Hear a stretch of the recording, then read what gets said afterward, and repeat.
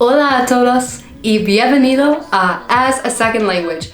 My name is Mallory and this is day 4 of my 7-day language challenge that I created for myself based on Nathaniel Drew's popular video, I Learned Italian in 7 Days.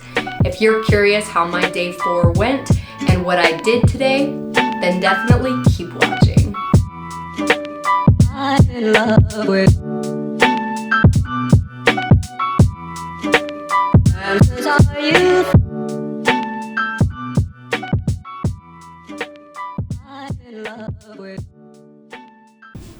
Alright friends, if you're excited about this video, make sure to give it a big thumbs up, and without further ado, let's dive into what I did on day 4 of my 7-day Spanish challenge.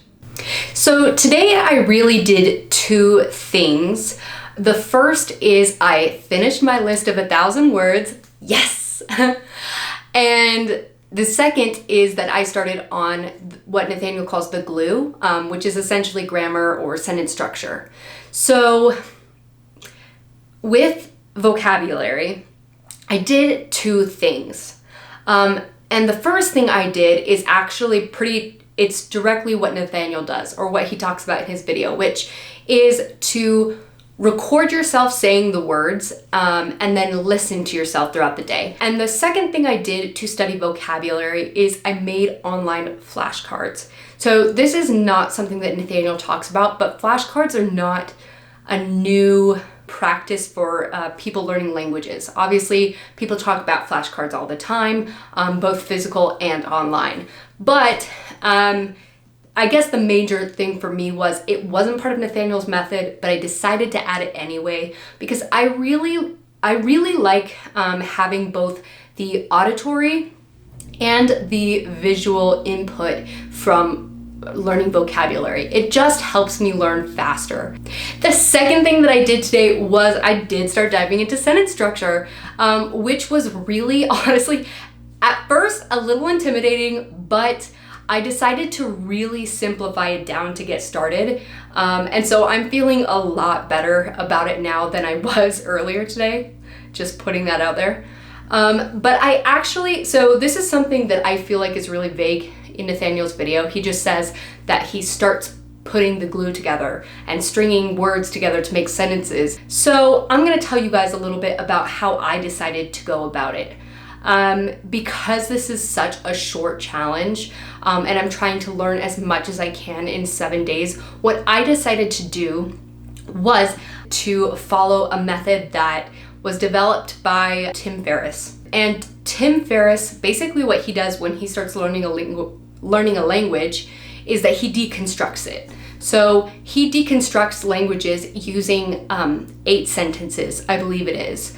And in each of these sentences, they're worded in such a way that he gets a general idea of how pronouns work in the language and how direct objects and indirect objects work in the language, if it's going to be the same order as English, so sentence, verb, object, or if it's going to be maybe sentence, did I say sentence?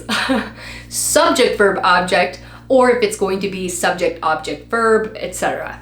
So since there's only 8 sentences to translate and then kind of deconstruct, I decided that that was the best way to really get an overall arching look at what the sentence structure tends to look like in Spanish, or just a good place to start. So that's exactly what I did. And just so you guys know, this is not like paid information. You can literally go on Tim's blog and see what he has to say about languages and basically how he approaches learning them. Obviously, everybody learns languages differently. That's something unique to my approach, is that it's based on personality and learning style. But I do really love how he approaches trying to understand sentence structure when he learns a language for the first time. And so that's exactly why I used it. And I'm just gonna read those sentences to you so that you have a better idea of what I'm talking about. So the sentences that he typically translates, and these are of course in English, are: the apple is red, it is John's apple, I give John the apple, we give him the apple, he gives it to John, she gives it to him, I must give it to him. I want to give it to her. So, like I said, I think that these sentences are really great, and they give us a really good understanding of where pronouns are placed, okay? How maybe verbs are conjugated and things like that. I decided to start with these sentences and then take it one step further. So basically what I did, so that I could get a better perspective on Spanish, is I kind of took each sentence and wrote it in a slightly different way.